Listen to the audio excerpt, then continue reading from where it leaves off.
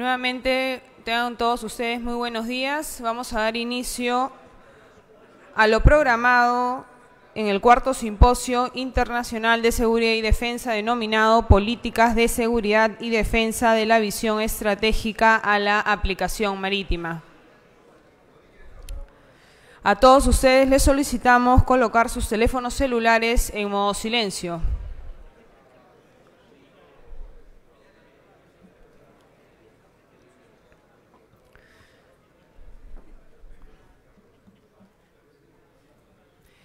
Solo recordarles que como medidas de seguridad, en caso de cualquier eventual de emergencia, se cuenta con dos puertas de salida en la parte posterior del salón, por la que evacuaremos de manera ordenada hacia las escaleras que dan al acceso al lobby.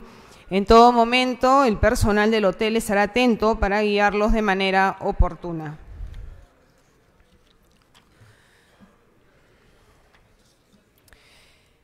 Previo a invitar a nuestro moderador y a nuestros expositores, permítanme darles algunas indicaciones generales que son importantes que ustedes conozcan, vinculadas al desarrollo y dinámica que tendremos esta mañana. El simposio internacional cuenta con 6 bloques. Este bloque está denominado Políticas e Intereses Marítimos. Cada sesión contará con la participación de un moderador, quien efectuará la introducción al tema, y 2 expositores que desarrollarán el tema a profundidad. Al término de cada sesión daremos inicio a la fase de comentarios. Luego de ello iniciaremos la etapa de preguntas, para lo cual todos ustedes han recibido una carpeta conteniendo formatos para la formulación de las mismas. Asimismo, contamos con personal a cargo del recojo de los citados formatos, quienes se encontrarán en las partes laterales del salón para su recepción. Asimismo, los participantes, quienes estén conectados vía streaming, podrán hacernos llegar sus preguntas a través de la página web de la Escuela Superior de Guerra Naval. Las preguntas que no puedan ser absueltas esta mañana podrán remitirse a los correos electrónicos de los expositores y serán absueltas de acuerdo a su disponibilidad. Asimismo, contamos con un equipo de traducción que lo pueden solicitar en la parte posterior del salón. Una vez dadas las indicaciones generales, invitamos a nuestro moderador y expositores, el almirante Carlos Gamarra Elías, ex comandante general de la Marina, al doctor Mariano Gutiérrez Torero, representante del Instituto Histórico Marítimo del Perú, y al embajador Gustavo Mesa Cuadra Velázquez, representante permanente del Perú ante la Organización de las Naciones Unidas. Los recibimos con un fuerte aplauso.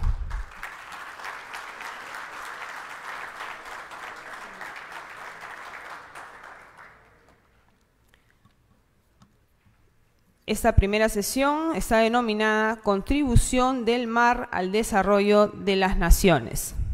Dejo con ustedes al vicealmirante Carlos Gamarra Elías, ex comandante general de la Marina, quien se desempeñará como moderador. Señor vicealmirante, inspector general de Marina, señor general de división, Comando de Educación y Doctrina del Ejército, director general de Educación de Marina, señor director de la Escuela Superior de Guerra Naval, distinguidos invitados, damas y caballeros. Iniciamos esta sesión que corresponde al bloque número 4 de este simposio internacional que tiene como marco conceptual la contribución del mar al desarrollo de las naciones. Las sesiones de este bloque están copatrocinadas por el Instituto de Estudios Históricos Marítimos del Perú, a cuyo presidente, el contraalmirante Raúl Parra Maza, saludamos y está presente con nosotros. Esta es una asociación afín a la Marina de Guerra que fue creada hace más de 50 años a partir del concepto que el mar es el principal vínculo de comunicación entre los pueblos de diferentes continentes y que tiene la finalidad de realizar y fomentar el estudio del mar peruano, su historia, los acontecimientos relacionados con el poder marítimo, así como consolidar una sólida conciencia marítima nacional. En esta sesión se desarrollarán 2 temas que estarán a cargo de prestigiosos profesionales, miembros colaboradores del Instituto, quienes desde distintas perspectivas expondrán sobre el mar, que es el ámbito de competencia y acción de la Marina de Guerra del Perú por mandato constitucional, que tiene la responsabilidad de su vigilancia, protección y control de las diversas actividades que en este se desarrollan para asegurar no solamente el uso de los espacios, sino el aprovechamiento sostenible de sus recursos.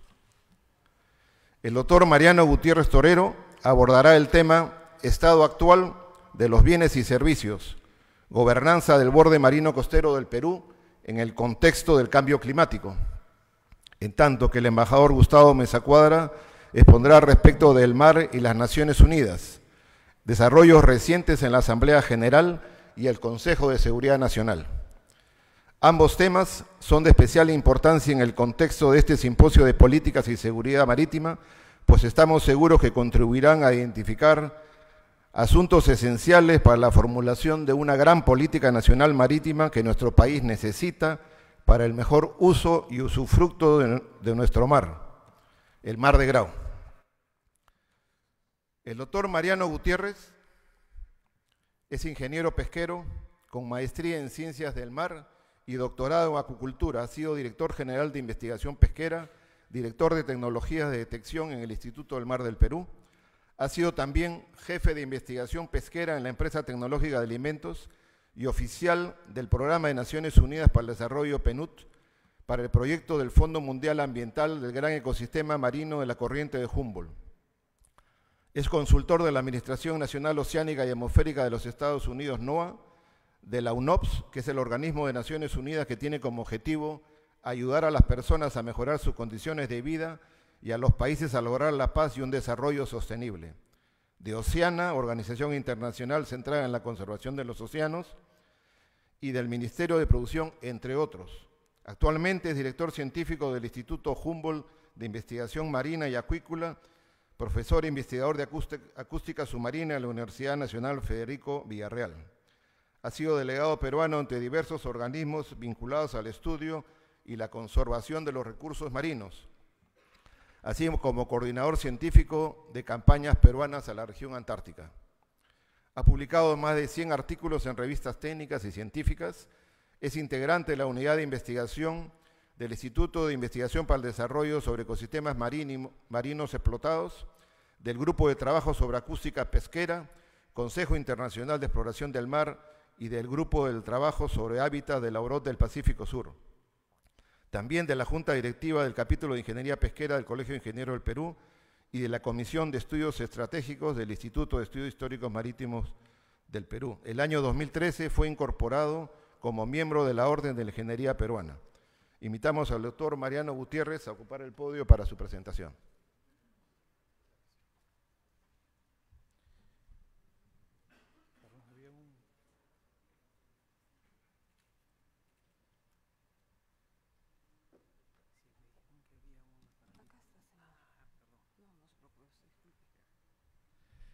Damas y caballeros, buenos días.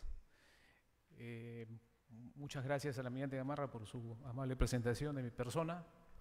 Voy a proceder a hacer esta presentación sobre el estado actual de los bienes y servicios de gobernanza del borde marino costero del Perú. Esta presentación tiene origen en la ejecución del proyecto Humboldt.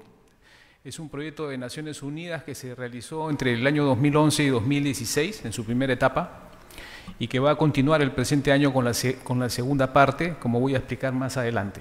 Entonces, esta presentación es una síntesis de todo lo que hemos visto en esos 5 años de la primera fase del proyecto Humboldt, que es financiado, fue y será financiado por el Fondo Mundial Ambiental, pero es un proyecto de Naciones Unidas, del Programa de las Naciones Unidas para el Desarrollo, más específicamente. Esta presentación tiene seis partes, no las voy a leer, no hace falta, vamos a ir viéndolas una por una. La primera es sobre la alta productividad y variabilidad climática en la región norte del gran ecosistema marino de la corriente de Humboldt. Existe una clasificación del programa marino del GEF, ¿no es cierto?, del Fondo Mundial Ambiental, que ha adoptado la definición de grandes ecosistemas marinos creada por la NOAA en los años 90. Entonces, frente a las costas de Perú y Chile, tenemos el gran ecosistema marino de la corriente de Humboldt, nosotros le llamamos el Gench, para resumir, ¿no? Esta frase tan larga, decimos simplemente el Gench para referirnos a este gran ecosistema. Entonces, este ecosistema tiene algunas características fundamentales que lo hacen único.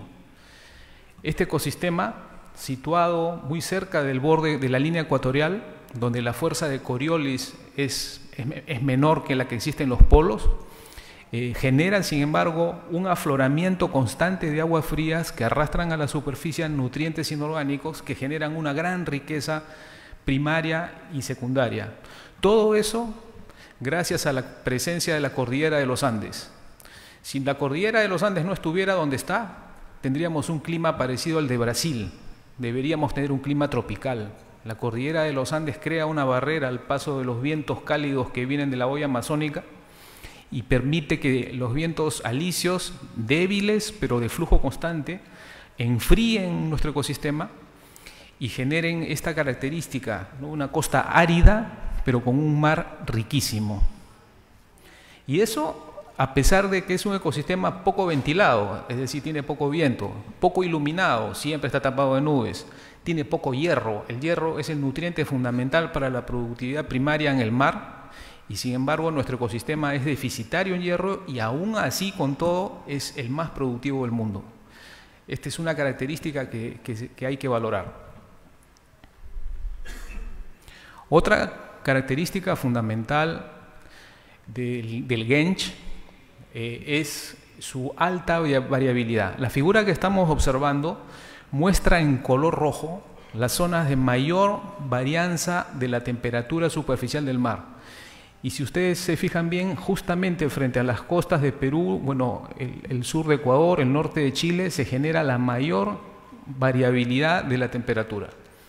Es decir, es un ecosistema que continuamente está cambiando, que no tiene condiciones normales, que todo el tiempo está oscilando de años fríos a años cálidos, como estamos experimentando este año. Este año está siendo el más frío en 20 años y no sorprendería que el próximo año sea el más cálido en 30 años y cosas así, ¿no? Entonces, esto es algo que caracteriza nuestro ecosistema. Otra característica importante es que la cantidad de oxígeno disuelto en el agua que tenemos en nuestro mar es relativamente baja. En promedio, debajo de los 40 metros de profundidad, la cantidad de oxígeno se reduce drásticamente. Eso condiciona la vida en nuestro mar. Condiciona que en los primeros 40 metros se concentra gran parte de la vida, por ejemplo, especies pelágicas como la anchoveta, que es la primera pesquería en el mundo, como vamos a ver más adelante. Y sin embargo, en el fondo del mar hay poco oxígeno, hay pocos recursos de fondo, ya lenguados, por ejemplo, o merluzas, que están más en el norte donde las condiciones son más oxigenadas. Entonces, esa condición de tener poco oxígeno en el fondo ha generado la posibilidad de poder hacer estudios de los sedimentos, de la arena que valga la redundancia, se sedimenta y contiene escamas de los peces que se decantan y se depositan en el fondo marino.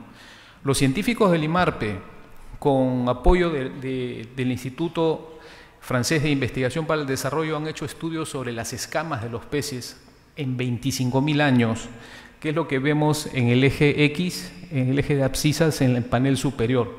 Y las barras azules son escamas de anchoveta. Y podemos ver que hay periodos donde no ha habido anchoveta, unas barras grises en particular. En realidad esas barras grises indican que han habido periodos en el mar peruano en donde las condiciones han cambiado drásticamente. El agua de mar que yo dije que tiene poco oxígeno, tuvo mucho más oxígeno y hubo otro tipo de biodiversidad en largos periodos. Y ahí no había pesca industrial a la cual culpar, ¿no es cierto? No había contaminación, no había nada de eso. Entonces quiero decir con esto que de modo natural el ecosistema tiene estos cambios, estos ciclos de abundancia, periodos cálidos y periodos fríos que se alternan o se han alternado por lo menos en 25.000 años. Otro aspecto que hay que resaltar es que en los últimos 100 años la cantidad de anchoveta que hay en el ecosistema es la mayor en 25.000 años. Es por lo menos 2 veces más biomasa de anchoveta que lo que ha habido en toda la serie histórica. Y si vemos en el panel inferior, están sumadas las reposición de escamas de jurel, sardina, jurel y caballa, que son otras especies importantes en nuestro mar y que sin embargo no llegan ni a la 1/4 parte de lo que tenemos actualmente con anchoveta. Esto es para decir que hay ciclos en nuestro mar. Lo que se está hablando de cambio climático, a nosotros como sociedad, no sé, milenaria, nos ha sucedido a lo largo de todo este tiempo.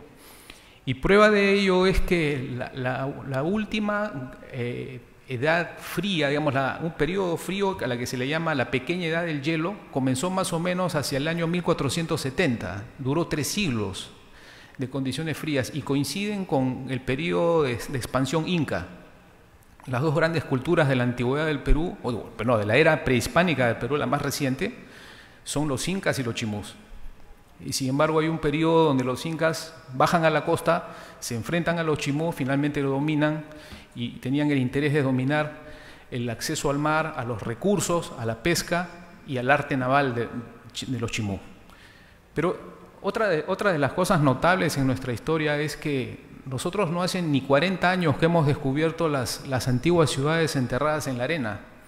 Incluso los cronistas hispanos, que son los primeros que dejan testimonio escrito de lo que encontraron, no relatan Caral, no relatan Bandurria, no relatan Áspero, que son ciudades de más de 5.000 años de antigüedad, que estaban enterradas en la arena y que nosotros recién estamos empezando a descubrir. Y de esta manera ahora ya se reconoce que el origen de la civilización andina es costeño.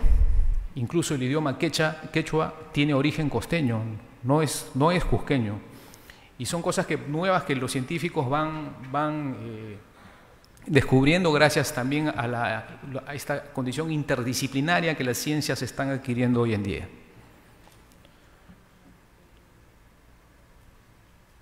Bueno, hemos hablado entonces de cambio climático.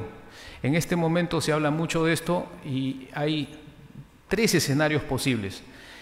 Nuestro ecosistema se encuentra en estos momentos en condiciones óptimas. Como hemos visto, en el último siglo está generando una gran cantidad de biomasa de diversas especies, principalmente anchoveta, y eso nosotros le llamamos estamos en una ventana ambiental óptima. ¿Cuánto durará? No lo sabemos. No hay acuerdo sobre eso, puede durar 10 años, 20 años más, 30 años, 5 años, nadie está seguro de eso. Lo que sabemos es que en el futuro hay otras 2 posibilidades. O que el viento se intensifique en nuestro mar, lo cual va a incrementar el afloramiento costero y en teoría va a haber una mayor disponibilidad de nutrientes. Sin embargo, el hecho de tener más viento hace que el mismo transporte de masas de agua hacia alta mar se va a llevar los huevos y larvas de los recursos costeros, lo cual es perjudicial. Y el otro escenario, el más probable, es que el viento se debilite. Como digo, no sabemos cuándo va a ocurrir, 10 años, 20 años, 30 años, el viento se debilite y produzca que haya menos afloramiento, menos productividad primaria y en general una reducción de las biomasas de todos los recursos. Lo que se sabe de los años recientes es que hasta el año 2010 la temperatura en nuestro mar se estaba reduciendo, principalmente de Chimbote hacia el sur. De Chimbote hacia el norte o Chicama hacia el norte está claro que el mar peruano se está calentando a un ritmo muy discreto, ¿no es cierto?, con variaciones interanuales que son marcadas, pero a partir del año 2010, si ustedes se fijan en esta figura, a partir del año 2010 comienzan a incrementarse las temperaturas y no han parado de incrementarse sino hasta el segundo semestre del año 2007 que comenzaron a caer. Ahora las temperaturas están bajando, pero la tendencia desde el 2010 indica que nuestro mar se está calentando. Pero las sorpresas que nos da nuestro mar y la naturaleza son tan grandes que nadie se atreve hoy en día en ciencia a afirmar que ya estamos en un periodo de calentamiento. Sobre todo cuando, como ya mencioné, este año está siendo el más frío en 20 años. Bueno, eso fue la primera parte. Vamos a ver la segunda, que es sobre las principales actividades económicas de la región norte del Gench, o sea, gran ecosistema marino de la corriente de Humboldt. Y estas actividades incluyen a la agricultura en el borde costero, petróleo, extracción de petróleo y de gas, minería, pesca industrial y artesanal, turismo, deportes, transporte marítimo, maricultura y urbanizaciones costeras que están modificando el paisaje litoral. Los impactos de todas estas actividades económicas, que no se pueden detener, pero que hay que desarrollarlas de un modo sostenible, son contaminación, captura incidental de especies. Por ejemplo, un pescador tiene permiso para pescar anchoveta, lanza la red al mar y saca otra cosa. Es algo que ocurre continuamente, es un problema técnico también. Tenemos el problema de descartes, es decir, el hecho de que un pescador extrae un recurso que finalmente no le interesa o porque no tiene valor económico o porque no tiene permiso para extraerlo, entonces lo devuelve al mar y esto genera un daño y un impacto. También tenemos problemas con especies invasoras, fundamentalmente especies que vienen en el agua de lastre de barcos, ¿no es cierto?, que bombean el agua al llegar y tenemos en este momento un problema en el país con un alga verde que le llaman caulerpa, que está invadiendo casi todas las bahías y esta alga no tiene un uso comercial, todavía no se le ha descubierto un uso comercial, pero es un ejemplo de lo que está pasando. También tenemos problemas de pérdida de hábitats, es decir, en algunos lugares se están construyendo muelles u otras infraestructuras costeras que de repente están ubicadas en lugares donde se anidan aves o lobos marinos o otras especies. Y por último, pérdida de especies. Hay algunas especies que no vemos hace varios años, hay una disminución de especies de alto valor como la corvina, lenguado. Cuando encontramos corvina o lenguado en el mercado, pues es un lujo, ¿no? Es realmente es darse un lujo poder acceder a estos recursos, debido a que han disminuido a lo largo del tiempo. Pero con todo eso hay que resaltar que el Perú, con menos del 0.1% de la superficie de los océanos, captura no menos del 10% de la extracción mundial cada año, más o menos, pero bordea el 10%, lo cual es extraordinario. Nuestro ecosistema es una orden de magnitud más productivo que el siguiente gran ecosistema, que es el de California. Es decir, si California produce 10, Perú produce 100. Y eso hay que resaltarlo. A pesar de los problemas que puedan haber, y se está trabajando en solucionarlos, la condición de Perú como país rico en pesquerías no va a cambiar. Pueden haber cambios de especies, pero la riqueza, la capacidad productiva del ecosistema no va a variar.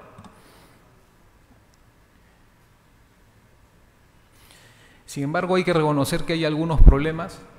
Nos preocupan mucho las especies en peligro de extinción, por ejemplo las tortugas marinas. Hay muy poca conciencia respecto a esto, es decir, en la pesca eventualmente caen tortugas y en lugar de liberarlas, muchos las retienen y las sacrifican. De eso voy a hablar más después. Lo mismo ocurre con aves que de repente muerden un anzuelo, aves buceadoras, ¿no? Muerden el anzuelo de un espinel y se quedan enganchadas y bueno, se asfixian. Y otra especie que nos preocupa muchísimo es el pescador artesanal, el verdadero pescador artesanal, el pescador de orilla, embarcado o no embarcado, que es el que pesca para darnos de comer. Entonces estamos viendo algunos problemas en relación con él que después voy a volver a tratar. Bueno, ahora la tercera parte de esta presentación es sobre los aspectos temáticos para el diagnóstico del gran ecosistema marino de la corriente de Humboldt. Durante la fase 1 del proyecto que mencioné, se hizo un diagnóstico reuniendo a 200 expertos peruanos y chilenos para decirnos cómo estamos en 5 componentes, en 5 aspectos. Yo solamente voy a tratar los temas de Perú en este caso. El primer aspecto tratado es la productividad oceánica. Y en pocas palabras, la productividad oceánica de Perú, es decir, de la región norte del Gench, es muy alta y lo va a seguir siendo. Sin embargo, se ha observado que el gran triángulo de productividad que se extiende desde Alaska hasta el mar tropical y inclusive hasta la Patagonia, está sucediendo ahí un fenómeno. La zona mínima de oxígeno, que es una región donde el oxígeno medido verticalmente cambia bruscamente, se está acercando a la superficie. Eso genera algunos problemas, porque al acercarse a la superficie, al haber menos oxígeno cerca de la superficie, hay menos espacio para la vida de especies como el jurel, la sardina, caballa y también la anchoveta. Entonces se teme que esa reducción del espacio produzca una disminución de la biomasa de esos recursos. Ahora, este cambio que estoy mencionando es también muy discreto, ¿no? Tiene cambios interanuales que se están monitoreando.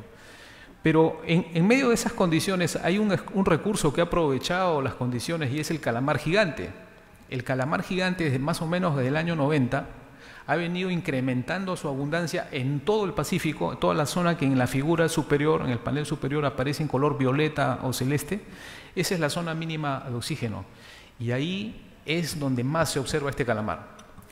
Y bueno, y qué bueno, porque el calamar tiene valor comercial, ¿no es cierto? Es la principal, Perú es el principal pescador de calamares en el mundo. Somos la pesquería número 1, no solamente con anchoveta. Lo somos también con calamares y lo somos también con perico o maji-maji. Entonces, y sin embargo esas dos pesquerías son artesanales, como después voy a señalar o voy a precisar un poco más. El segundo componente del diagnóstico ecosistémico es sobre recursos y pesquerías. Y en la figura que ustedes están observando vemos las diversas especies y su ubicación relativa respecto a la costa, ¿no? Este es un esquema conceptual, un modelo conceptual, es un corte vertical en el océano para ver dónde están las especies. Y ahí vemos que en la zona costera está la anchoveta, que es la única pesquería industrial realmente importante que tenemos. También tenemos pesquería industrial de caballa y de jurel, pero es más bien pequeña en comparación con anchoveta. En atún apenas tenemos 2 o 3 barcos actualmente. Perú tiene una cuota de acarreo de 9.000 toneladas nada más, a pesar de que frente a Perú se distribuye una gran cantidad de atunes. Y luego tenemos la bisinguerria, que es la anchoveta del mar abierto, que no la explotamos, ¿no? Y hay otras especies más. Entonces, el Perú es un país con grandes posibilidades de expandir y volverse o reforzar su condición de potencia pesquera mundial en base a una explotación sostenible de esos recursos actualmente no explotados.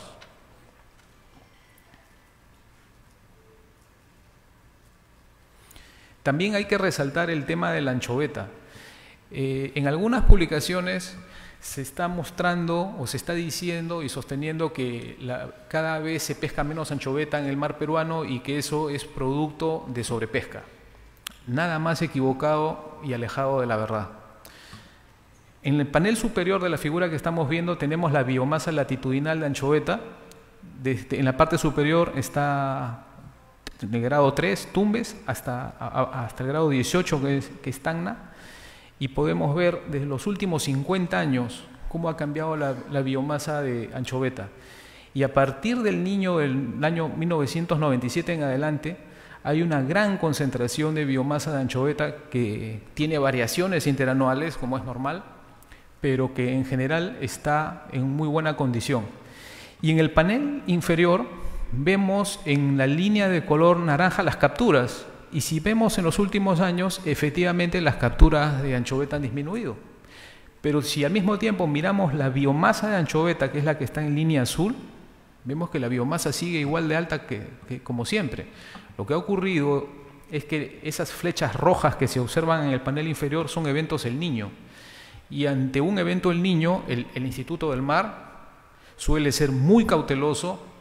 Está en el ADN del instituto ser muy precavido y dar cuotas muy pequeñas de pesca. Eso es lo que muestra esta figura. No es que haya un problema con la población de anchoveta.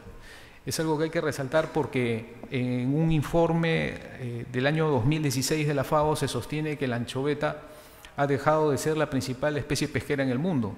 Pero no mencionan que en términos de biomasa sigue siendo de lejos la biomasa más importante del planeta.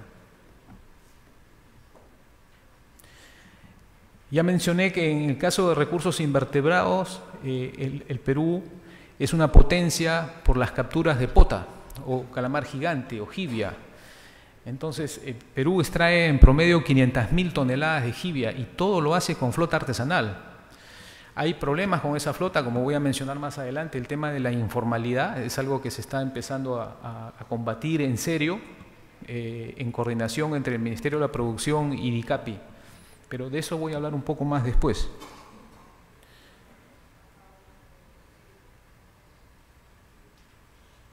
El tercer componente del diagnóstico ecosistémico trata de la salud del ecosistema. Y hay que reconocer en Perú, como en todos los países del mundo, que tenemos problemas de contaminación. Contaminantes líquidos y contaminantes sólidos. También es de especial preocupación la descarga de contaminantes. No es que estemos mal, sino que hay algunas cosas que se están haciendo mal, y concretamente me refiero al hecho de que los ríos están conduciendo, depositando en el mar cantidades enormes de contaminantes, porque los efluentes de las ciudades y de las industrias no están siendo adecuadamente tratados. Hay excepciones, como vamos a ver más adelante en el caso de Paracas.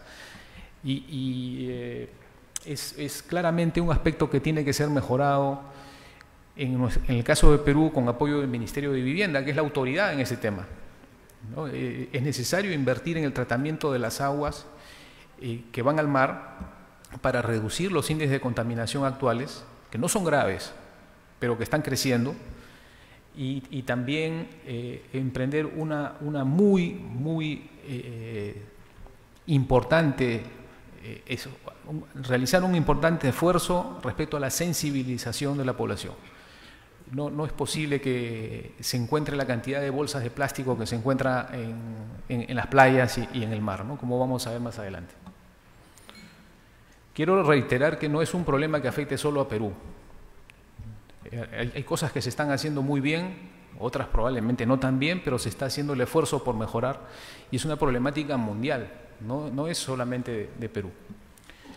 Otro de los temas que tienen que ver con la salud del ecosistema es el incremento de las actividades productivas, lo cual está bien, pero está generando impactos, ¿no? Mayor cantidad de muelles, industrias que se colocan al borde del mar, plantas generadoras de electricidad y cosas así, requieren de agua de mar y depositan en el mar también otras cosas, ¿no? Entonces ahí es donde hay que poner cuidado, en que los efluentes no superen los límites permisibles. Otro de los temas es la alteración del sustrato, por lo ya mencionado, ¿no? Contaminantes, y también porque se sigue usando en el Perú prácticas destructivas como el chinchorro. El chinchorro está prohibido hace más de 20 años y hay estudios de IMARPE publicados y que sustentan esa decisión. Sin embargo, se continúa observando a lo largo de la costa, y también se continúa observando el uso de explosivos, concretamente dinamita, cuyo uso está penado por ley. Sin embargo, esto sigue ocurriendo. También vemos una alteración de la salud humana y la seguridad alimentaria debido a que no tenemos en nuestros desembarcaderos pesqueros artesanales, no todos tienen agua potable, no todos tienen sistema sanitario. Entonces eso está generando algunos problemas de contaminación en el pescado o los mariscos, y por ahí no es extraño escuchar que hubo una contaminación, un evento, digamos, que ha afectado la salud de personas en un determinado lugar por consumir productos que de repente no estuvieron bien tratados desde el desembarque mismo. Bueno, una de las claves que propone o propuso el proyecto Humboldt en su primera etapa es contar con indicadores de gestión. Es decir, tenemos, por ejemplo, la propuesta adoptada por el Estado peruano de desarrollar el índice de la salud de los océanos. Esta es una iniciativa internacional que busca que cada país defina sus indicadores en 10 componentes, por ejemplo, pesca artesanal, biodiversidad, turismo y otros, que no voy a enumerarlos todos por una cuestión de tiempo, pero la idea es que tengamos un sistema de indicadores de gestión. Este sistema ha sido aprobado por la Comisión Multisectorial del Borde Marino, la COMUMA. Ahora también tenemos el COMAEN, ojalá que el COMAEN también retome este tema. Porque Perú está en este momento con 61 puntos sobre 100 en el puesto 174 del ranking mundial. Bueno, son datos del año 2016, no están actualizados al 2017, el 2018 todavía no están disponibles los datos. Pero, por ejemplo, países vecinos como Ecuador tiene 74 puntos está en el puesto 48. Y así, perdonen que no alcanzo a leer los detalles, pero lo que quiero decir con esto es que probablemente Perú merezca una puntuación mucho mejor que la que tiene. El problema está en que no hay información para cuantificar los indicadores. Entonces, esta organización, que es Conservación Internacional, así se llama, efectúa estas puntuaciones por defecto con la información que está disponible. Y tenemos, por ejemplo, en turismo tenemos 20 puntos. Perú, 20 puntos en turismo. ¿Cómo? Y todo el turismo que tenemos en el norte, en el centro, en Paracas, en la zona sur, eso no está valorizado. Entonces, al no tener información, nuestro puntaje es realmente bajo. Y después tenemos pocos puntos en acuicultura. Si Perú tuviera el puntaje que merecen esos indicadores, seguramente nos pondríamos al nivel de nuestros vecinos. Pero no se trata de competir, se trata de que tengamos un indicador interno de cómo estamos gestionando nuestras actividades económicas en el mar. Bueno, el cuarto aspecto del diagnóstico son sobre temas socioeconómicos. Estamos viendo concretamente que en los últimos años la cantidad de recursos costeros que se están pescando disminuyen, o en todo caso están disminuyendo los de mayor valor, lo que mencioné, la corvina, lenguado, cojinova, son especies que ya es raro ver y cuando aparecen en los mercados son muy caras, ¿no? O se les obtiene solamente en las cevicherías, digamos, que lo ofrecen a precios altos. Entonces hay otros problemas relacionados también con esto que tiene que ver con la informalidad. Hay una alta informalidad en el borde, en la pesca artesanal concretamente, que es necesario resolver. Hay otros problemas también de los intermediarios, los brokers, ¿no es cierto?, que le dan dinero al pescador para que pueda operar día a día y el pescador se ve obligado a venderle a ese broker al precio que él quiere. Entonces, no al que merece, sino al precio que el broker quiere y le conviene. Entonces, eso mantiene en la pobreza a los pescadores. Hay excepciones, por supuesto, pero este es un fenómeno que ocurre y que se tiene que resolver. Bueno, también tenemos la alteración de la calidad del agua y los sedimentos marinos, esto ya lo mencioné. También hay una alteración de la biodiversidad por el efecto, por ejemplo, de las aguas residuales que van al mar, ¿no es cierto? Estas disminuyen la cantidad de oxígeno que hay en el agua y provocan mortandad de especies. Y eso tiene impactos socioeconómicos. También tenemos problemas con turismo no sostenible, es decir, el turismo que deja basura en las playas, ¿no es cierto? Y eso es algo que hay que resolver. Bueno, también tenemos como consecuencia de eso pérdidas económicas y de empleo y una reducción de la seguridad alimentaria. Es decir, si hay menos alimentos, ¿no es cierto? Si hay menos pescado, el pescado termina siendo más caro. Y las personas que tienen menos recursos no tienen acceso a pagar a estas especies, ¿no? El pescado en ciertos momentos del año es todo un lujo. Entonces, ese es un aspecto que hay que resaltar. Otra cosa que es importante en este contexto es la valoración económica de las actividades que se realizan en el borde marino. Se ha realizado un estudio el año 2015 sobre valoración económica total que ha arrojado para Perú una producción de 8.17 billones de dólares, o sea, 8.170 millones de dólares al año 2015. Pero sabemos que estos estimados no están adecuadamente valorizados porque hay una falta de información.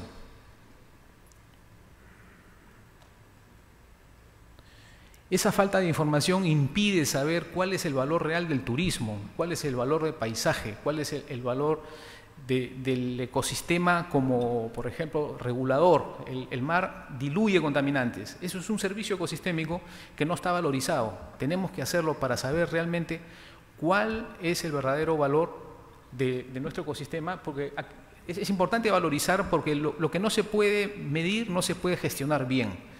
Si no sabemos el valor de existencia de nuestro ecosistema, difícilmente vamos a poder desarrollar políticas eficaces para poder aprovechar nuestros recursos.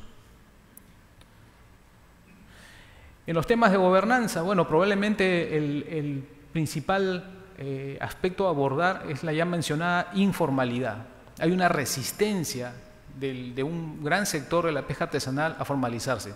Sin embargo, el día de ayer, el Ministerio de la Producción ha anunciado un esfuerzo compartido, también que incluye interdicción, dentro de un plazo que creo que más allá de diciembre empieza un proceso de interdicción a las embarcaciones que sean ilegales o informales. Y esto está siendo realizado bajo coordinación entre el PRODUCE y DICAPI. Bueno, ahora paso a ver el cuarto aspecto de esta presentación, que es el análisis diagnóstico transzonal o transfronterizo, en el cual, para resumir, debo decir que se identificaron los 3 problemas principales que afectan al gran ecosistema marino de la corriente de Humboldt, tanto en Perú como en Chile, y el primer problema es la explotación no óptima de los recursos pesqueros. Esto significa que estamos pescando mucho de determinadas especies, o bien le estamos dando un uso que no optimiza su valor económico. Por ejemplo, desembarcar un pescado por un muelle que no tiene habilitación sanitaria, es decir, que no tiene agua, que no tiene desagüe, ¿no es cierto?, que no tiene sistemas de procesamiento primario, seguramente va a perder valor por esa condición. Y eso tiene consecuencias ambientales y sociales. El segundo problema identificado es la contaminación del mar, ¿no? Ya lo mencioné varias veces. Tenemos un problema de contaminación que no es grave, pero es necesario atajar buscando la intervención intersectorial, ¿no? Y mencioné al Ministerio de Vivienda como uno de los actores principales. Y el tercer problema identificado es una alta incidencia de pesca ilegal o de captura de especies protegidas.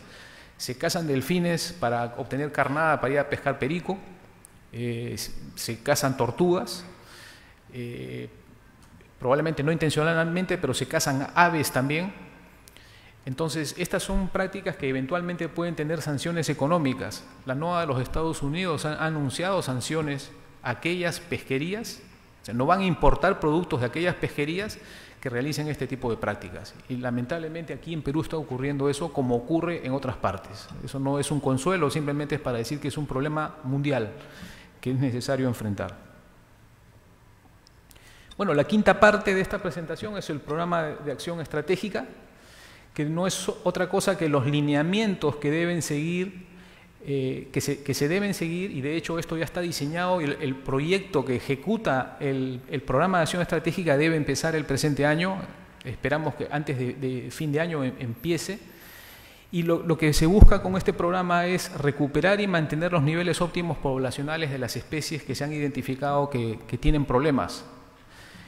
También mejorar la calidad ambiental, es decir, procurar apoyar políticas que reduzcan la contaminación, mejorar las condiciones de biodiversidad y hábitat en lugares específicos. Por ejemplo, en el caso de Perú se va a trabajar en la reserva de Paracas y en la reserva de San Fernando.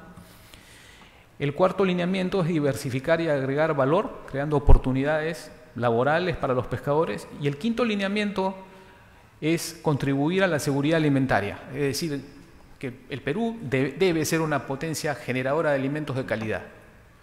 No debemos tener desembarcaderos no habilitados, debemos tener pescadores capacitados para tratar bien las capturas desde la embarcación hasta el muelle y de ahí a las plantas de procesamiento.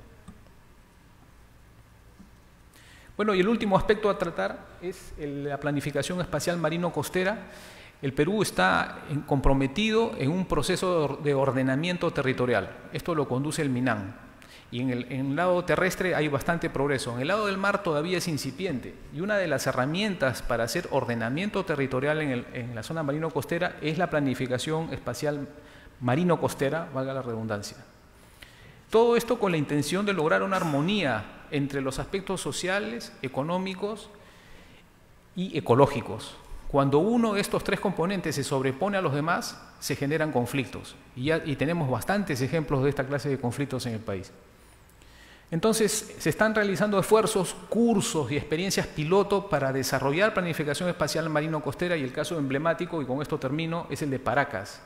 En la bahía de Paracas hay toda una serie de actividades que se superponen, por ejemplo, pesca industrial, pesca artesanal, turismo, el puerto San Martín, ¿no es cierto? Hemos escuchado recientemente algunos conflictos porque se está ampliando el puerto sin considerar los impactos que eso va a generar en la maricultura, porque en la bahía también se hace maricultura de concha de abanico. Hay otros aspectos que son positivos, por ejemplo, el emisor submarino que solucionó el problema de la contaminación de las plantas pesqueras. El emisor submarino lleva fuera de la bahía los efluentes tratados ¿no es cierto? Y han reducido drásticamente el problema de contaminación en la bahía. Tenemos turismo, tenemos urbanizaciones costeras, tenemos la ciudad de Pisco. Entonces, toda una serie de actividades económicas que se tienen que armonizar bajo una metodología que en este momento está siendo conducida por el Ministerio del Ambiente. Bueno, perdón que me pasé un poco del tiempo, pero con eso terminé. Muchas gracias.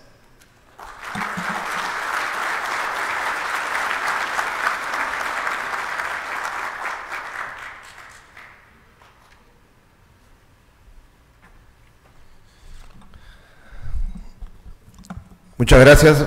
Toca presentar ahora al embajador Gustavo Mesa Cuadra Velázquez. El embajador Gustavo Mesa Cuadra Velázquez es diplomático de carrera con 35 años de servicio en el exterior, que incluyen importantes puestos en la Cancillería peruana. Se ha desempeñado como director de Cooperación Política e Integración, jefe del Departamento de Naciones Unidas y en las embajadas del Perú en el Reino Unido, Estados Unidos de América, Francia y Guatemala. Ha sido director nacional de Soberanía, Límites y Asuntos Antárticos, jefe de delegación de negociadores para un acuerdo de asociación con la Unión Europea y principal asesor del canciller en temas de derecho del mar y coordinador con el equipo de juristas y expertos peruanos que presentó la demanda contra Chile en la Corte Internacional de Justicia de La Haya para establecer los límites marítimos entre ambos países, formando parte de la delegación peruana a la fase oral en dicho proceso. Es desde el 2013 representante permanente del Perú ante las Naciones Unidas, donde fue electo copresidente del proceso informal de consultas de Naciones Unidas sobre océanos y derecho del mar para el periodo 2015-2017, elección que constituyó un reconocimiento al compromiso del Estado peruano con la protección y conservación de los recursos pesqueros y otras riquezas naturales del mar. Representa al Perú en el Consejo de Seguridad, periodo 2018-2019, cuya presidencia ejerció en el mes de abril de 2018. Actualmente preside el Comité Antiterrorismo. Es presidente del Grupo de Amigos de Cultura y Desarrollo y copreside los grupos de inclusión financiera y prevención de riesgos de desastres naturales en Naciones Unidas. Cuenta con una maestría en Política Pública Internacional de la Universidad Johns Hopkins de Washington, D.C., una maestría en Diplomacia de Administración de Organismos Internacionales de la Universidad de París, así como diplomado en Asuntos Políticos Internacionales del Instituto Internacional de Administración Pública de dicha ciudad, y una licenciatura en Relaciones Internacionales de la Academia Diplomática del Perú. Agradecemos al embajador Gustavo Mesa Cuadra porque somos conscientes que dentro de las múltiples ocupaciones que tiene y que diversos centros académicos lo han invitado en estos escasos días que esté en el Perú, se ha dado tiempo para acompañarnos y vamos a estar listos para escuchar su presentación. Adelante.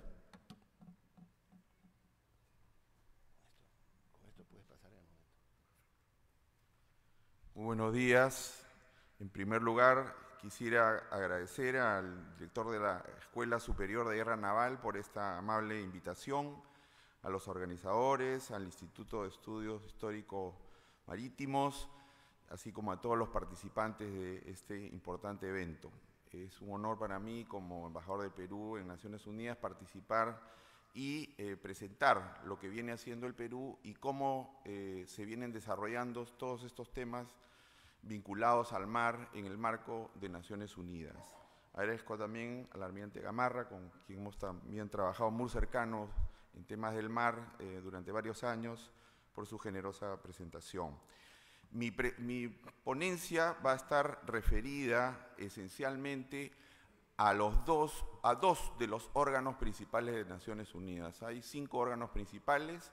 En este caso yo me voy a referir a cómo se está viendo el tema del mar en la Asamblea General de Naciones Unidas, donde están representados los 193 países que tiene el mundo, y cómo se ve también los temas marítimos, cómo se han tratado los temas marítimos en el Consejo de Seguridad, que es un órgano principal, es un órgano más restringido, solamente tiene 15 miembros, tiene a su vez la característica este órgano de que sus decisiones son de carácter vinculante, es decir, son obligatorias, especialmente cuando interviene en temas de mantenimiento de la paz, para cuando se ha han ocurrido situaciones de violación de la paz o la seguridad internacional.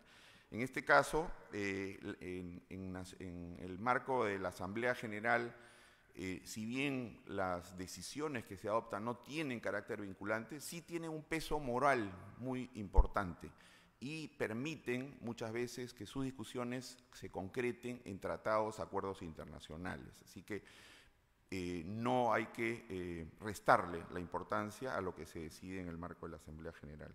Quisiera empezar brevemente, ya ha sido tocado en la anterior presentación la importancia de los recursos. Es muy alentador saber que en el caso de nuestro mar los recursos gozan de una buena salud, como se ha señalado, sin embargo hay ciertos desafíos. Esto no es el caso a nivel mundial. A nivel mundial hay una serie de espacios marítimos que están sufriendo las dificultades derivadas de la sobreexplotación pesquera, los principales riesgos que afronta el mar, la contaminación marina y el cambio climático. Son los tres elementos principales que, digamos, han venido afectando especialmente a nivel mundial los stocks de recursos marinos. El mar, los océanos representan más del 70% de la superficie del planeta, y las actividades que se desarrollan económicas ascienden aproximadamente a unos 3.000 billones, 3 trillones de dólares, digamos 5% del PBI mundial. Más de 3.5 mil millones de personas dependen de ellos, de los mares, para su subsistencia. Entonces el tema es esencial para todos los países. Respecto a los peces, ¿no? Más de un tercio de las poblaciones de peces están debajo del umbral de sostenibilidad. Nuestros patrones de producción y consumo en muchos de los países han generado unas tensiones en la medida que se ha reducido en muchos países las posibilidades de pesca y han generado no solo problemas de pobreza en muchos países, sino también muchas veces la violencia está generada, como vamos a ver cuando veamos el tema, por ejemplo, de la piratería. La pesca ilegal, no declarada y no reglamentada, que representa entre un 20 y 30%, es también un problema muy grave. Como he señalado, la contaminación marina. Ahí vemos, por ejemplo, cómo han ido las capturas de pesca a nivel mundial en el espacio naranja, y en el otro son las pescas que no son, es la pesca que se desarrolla cercana a las costas, y que es controlada en su producción. Lamentablemente, la pesquería ha ido creciendo en los últimos años y no se ha logrado todavía una estabilidad en los stocks, como he dicho. Muchos de ellos están realmente bajo estrés. En lo que se refiere al dióxido de carbono generada por la actividad humana, que es absorbida por los mares, el cambio climático es una real amenaza. Y otra es la contaminación. Aquí solamente como un ejemplo presentamos el plástico. No solamente son el plástico, sino el microplástico y el nanoplástico que está afectando las especies. Muchas de ellas llegan al consumo humano y todavía no sabemos cuáles son las consecuencias realmente que tiene sobre la salud. Quería destacar muy especialmente que en la Asamblea General el tema del mar se ha venido tratando con mayor actividad en los últimos años en el tema vinculado al desarrollo sostenible. También en otros espacios en el marco del cambio climático. Y esto, quiero yo resaltar, en gran medida se ha debido a ciertos países que han tenido una gran actividad en el marco de Naciones Unidas, y muchos de ellos son los que están amenazados por esta situación. Un grupo de países, una coalición de países, los pequeños estados insulares, que son aproximadamente 40, han tenido una gran actividad, no obstante que son muy pequeños, por mencionar uno, Kiribati, que tiene 100.000 habitantes, pero que está amenazado por el cambio climático, por la elevación de los océanos, y así, esta coalición, que representa aproximadamente 20% de los miembros, ha tenido un rol protagónico y trabajando coordinadamente con otros países que tenemos intereses marítimos, intereses en los océanos, y hemos logrado esta coalición muy importante. En el caso, por ejemplo, Kiribati, que tiene 100.000 habitantes, tiene el voto que tiene la Asamblea General tiene el mismo peso que China, más de 1.000 millones de habitantes. Y ellos agrupados han sabido poner este tema en la prioridad de la agenda de Naciones Unidas. Lo primero que ocurrió fue en la reunión de Río +20, 20 años después de la Cumbre de la Tierra, se puso la necesidad de establecer unos objetivos de desarrollo sostenible y se incluyó el tema del mar. Luego, cuando se aprobó la agenda de los 17 Objetivos de Desarrollo Sostenible, se incluyó un objetivo, el objetivo número 14, que se refiere al uso sostenible de los océanos y la protección de los océanos. Eso se obtuvo fundamentalmente porque estos países presionaron al conjunto y consiguieron que haya un objetivo específico vinculado al tema de los océanos. Este es el objetivo número 14, está en inglés, pero básicamente se refiere a una serie de objetivos, metas concretas para evitar que siga empeorando la salud de los océanos. Pero estos países, y sumados a otros que, como señalo, tenemos intereses en el mar, no solamente nos quedamos en que haya este enunciado y este compromiso, que esto se debe cumplir para el año 2030, sino que había que implementar todas estas recomendaciones respecto a evitar que subsidios a la pesca continúen alentando pesquerías que no son sostenibles, a la contaminación marina, que también incluye el plástico. Todos estos objetivos había que implementarlos. De esa manera, ¿cómo logramos esto? En primer lugar, el año pasado se convocó a una conferencia en Naciones Unidas sobre los océanos, en la que participaron no solamente los estados, sino también las industrias, las organizaciones internacionales o académicos. El caso del Perú tuvo una participación muy activa, estuvo presidida por el viceministro, el almirante, en ese momento el almirante Soldi, participaron los principales armadores, las principales representantes de la industria pesquera peruana y tuvimos una participación muy activa y muy destacada. Copresidimos una de las mesas de discusión sobre la transferencia de tecnología en el ámbito marítimo.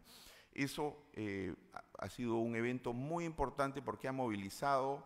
Hubo un compromiso al final que se llamó el llamado para la acción, que fue firmado por todos los países, pero además hubo compromisos voluntarios, más de 1.400 compromisos voluntarios de todos los países del mundo, orientados a permitir el cumplimiento de este objetivo. En el Perú, por ejemplo, hubo uno de ellos sobre la formalización de la industria de las pesquerías artesanales, una serie de compromisos que se vienen cumpliendo muchos de ellos, ¿no? Luego de eso, este pequeño grupo de países consiguió que la Asamblea General estuviera presidida por un representante de este grupo, Fiji, nada menos, y ahora el que presidió la Asamblea General ha sido nombrado por el Secretario General como su enviado especial para el tema de los océanos, el tema del mar. Y esto es muy importante porque a nivel mundial el tema del mar se trata en distintas organizaciones internacionales. Se ha mencionado la FAO, el PNUD, que viene temas, y también organismos regionales, las OROPS, pero no existe una sola entidad a nivel mundial que trate el tema del mar. Y eso a veces genera que no haya una coordinación, una coherencia, y este objetivo 14 busca de alguna manera que todos trabajemos en la misma línea. Y quisiera resaltar que en ese tema el Perú participó muy activamente, mencioné a los pequeños estados insulares, pero también varios otros países con intereses marítimos, como Portugal, Mónaco, diversos países de América que contribuyeron a que se consiga estos primeros logros y que algunos avisoran en algún momento podría llegar a constituirse una organización mundial de los océanos, una organización mundial que no el mar. Un aspecto importante que se ve también en la Asamblea General es una negociación que empieza ahora en septiembre, que es la negociación para establecer un instrumento vinculante sobre la diversidad biológica en alta mar. Esto es una negociación muy importante que está por iniciarse, pero han habido ya reuniones preparatorias. Por la trascendencia que se espera tenga, Algunos la consideran como la cuarta conferencia de las Naciones Unidas sobre el derecho del mar, porque las tres primeras definieron, como ustedes saben, pues todo lo relacionado a los espacios marítimos, hasta las 200 millas, los fondos marinos, pero se dejó este asunto pendiente, el tema de alta mar, donde hay una gran hay recursos genéticos, recursos marinos muy importantes que no están debidamente regulados. Entonces, como digo, lo que se espera es un nuevo instrumento internacional de carácter vinculante, obligatorio, que asegure la conservación y el uso sostenible de los océanos y sus recursos, incluyendo la diversidad biológica. Este futuro tratado podrá regular el uso de los recursos genéticos marinos ubicados fuera de la jurisdicción nacional y establecer un régimen de acceso a dichos recursos y de reparto equitativo de los beneficios derivados de su explotación. Eso es muy importante para los países en desarrollo como el Perú. Los recursos genéticos marinos tienen valiosas propiedades que les otorgan gran potencial e interés científico y comercial para la industria farmacéutica y la biotecnología, además de la función que cumplen en el ciclo biológico de las especies marinas. Entre los principales aspectos que están en la mesa de negociaciones, de esta gran negociación que se inicia ahora en septiembre, en primer lugar está la elaboración de un régimen aplicable a los recursos genéticos marinos en la zona fuera de jurisdicción nacional, como he señalado, según la posición histórica del Perú y del Grupo de los 77 y China, que son los países en desarrollo. Dichos recursos son patrimonio común de la humanidad. El segundo punto en la negociación se refiere al establecimiento de áreas marinas protegidas. En relación con esto, es de recordar en el caso del Perú que también estamos trabajando para establecer una reserva marina del mar tropical frente a las costas de Piura y Tumbes. Hay varios países que ya han establecido zonas marinas, reservas marinas protegidas, ¿no? Y el tercer punto que quisiera destacar, en el que está en la negociación, es la creación de capacidades y transferencia de tecnología marina, especialmente hacia países en desarrollo. Para un país como el Perú es extremadamente importante promover el desarrollo, por ejemplo, de bases de datos marinos a nivel global que sean accesibles a todo el mundo, con información que sea comparable en diferentes regiones. Del mismo modo, resulta de interés mejorar el diálogo entre los científicos y los tomadores de decisión. En este contexto, el Perú viene participando activamente. Tenemos un delegado de nuestra misión en Nueva York que está participando y también esperamos que en las reuniones que vienen ya del inicio formal participe la Dirección de Asuntos Marítimos de la Cancillería con asesoría de las otras entidades del Estado. El Perú es uno de los países con mayor diversidad biológica del mundo, así que incluye una gran variedad, como hemos visto, de peces y organismos, así como los ecosistemas marinos. La interdependencia de nuestros recursos en el mar con el régimen internacional aplicable al alta mar hacen que para nosotros sea particularmente importante asegurar su conservación y uso sostenible en las negociaciones en curso. El bienestar de nuestras poblaciones costeras y el desarrollo de nuestra industria pesquera dependen de eso.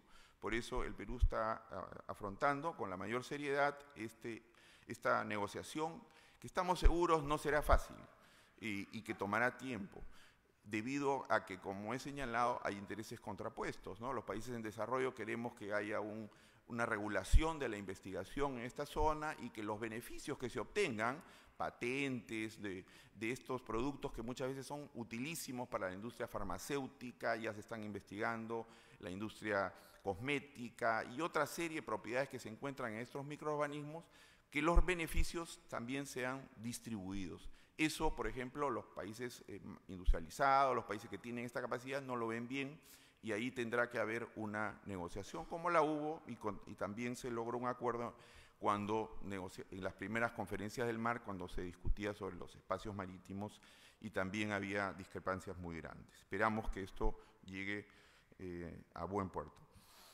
Otros procesos que se ven en la Asamblea General están referidos, por ejemplo, a un organismo un proceso que se llama el Proceso Anual de Consulta de Naciones Unidas sobre Océano y Derecho al Mar, que, como señaló el almirante, el Perú tuvo el honor de presidir para los últimos 3 años. este proceso informal en que participan todos los países de Naciones Unidas, los 193, sean o no firmantes de la Convención del Mar, discute todo lo que tiene que ver con océanos y derecho del mar. Esa reunión, esas últimas reuniones tocaron temas tan importantes como, por ejemplo, el tema de la contaminación marina derivada de los plásticos y microplásticos. Otro año que presidió también Perú, vimos el tema de cómo afecta el cambio climático a los océanos. Fue muy importante las recomendaciones de cada una de ellas. Y una de las reuniones que presidimos especialmente se enfocó en este objetivo número 14.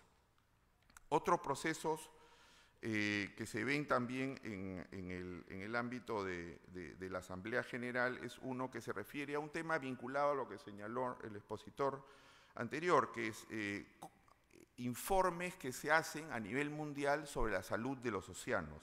De ahí uno que se ve en la Asamblea General que se llama el proceso regular. El nombre completo es Proceso Ordinario de Presentación de Informes y Evaluación del Estado del Medio Marino a Escala Mundial, conocido en inglés como el Regular Process, que tuvo origen en una recomendación de la Cumbre Mundial sobre el Desarrollo Sostenible de 2002. Su objetivo es examinar el estado actual del medio marino, tomando en cuenta las evaluaciones regionales existentes, pero brindando un enfoque global y considerando la gama total de actividades humanas que tienen impacto sobre o dependen de los recursos de los océanos. Ello con el fin de que los tomadores de decisión cuenten con información adecuada y oportuna a nivel global, basada en los últimos hallazgos científicos. Su importancia además estriba en que se ha convertido en una herramienta útil para todos los otros procesos existentes en el marco de la Asamblea General de las Naciones Unidas. Ya se ha publicado, es un documento público, el primero de estos informes, muy voluminoso él, pero con mucha información útil, como digo, para todos los demás procesos. Otra, como había señalado al comienzo, el Perú fue muy activo y trabajó en lo que informalmente se conoce el Grupo de Amigos de los Océanos, y seguirá trabajando en este ámbito para seguir los distintos procesos que se vienen llevando a cabo en el marco de la Asamblea General. Con esto hemos terminado la primera parte que se refería a la Asamblea General y quisiera ahora entrar a una segunda relativa al Consejo de Seguridad. Tenemos la particularidad en este momento de que el Perú viene participando como miembro no permanente del Consejo de Seguridad para el periodo 2018-2019. Es una experiencia muy importante porque es prácticamente una generación que un país es elegido, porque hay muchos países que quieren formar parte del Consejo de Seguridad de Naciones Unidas. Somos 193, solo hay espacio para 10. Cada año se renuevan 5. El Perú tuvo la presidencia del Consejo en abril, durante un mes, en el que el Perú era el que presidía las negociaciones y tenía que tratar de que se resuelvan los principales problemas. El tema del mar en el Consejo de Seguridad se ha tocado, pero no es uno de los temas principales. ¿Por qué? Porque la mayoría de los conflictos que se dan en el mundo son en espacios terrestres. Sin embargo, ha habido un tema que fue el tema de la piratería, porque en el mar, como sabemos, ustedes saben perfectamente y mejor que yo, se vienen dando numerosos crímenes. El crimen marítimo relacionado a no solo piratería, hay el tráfico de drogas, tráfico de personas, la pesca ilegal y no documentada, varios otros crímenes que se han venido dando, pero el Consejo trató el caso de la piratería frente a las costas de Somalia, que aproximadamente hizo crisis en los años 2008-2009. Y esto no es casual, porque muchas veces los conflictos que explotan en una zona tienen causas profundas, ¿no? Somalia es un estado fallido, es una zona donde ha ingresado hace ya muchos años el terrorismo, grupos vinculados a Al-Qaeda, ahora ISIS, un grupo más conocido se llama Al-Shabaab, que hasta ahora continúa una guerra interna.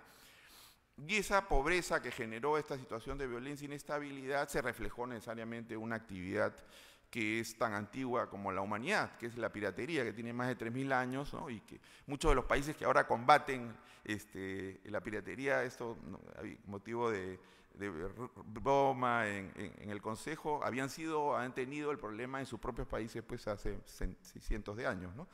En este caso de Somalia, como decía, en 2008-2009 se llegó a tener más de 300 incidentes de piratería y ya generó un problema serio, un problema económico, porque toda esta zona es una zona de paso de grandes embarcaciones que atraviesan el Canal de Suez y estaba generando ya miles, millones de dólares en pérdidas, y en ese momento se reacciona en el Consejo de Seguridad, donde felizmente todas las potencias se pusieron de acuerdo. Fue una experiencia muy interesante porque hubo resoluciones del Consejo de Seguridad y en su implementación participaron todos los países.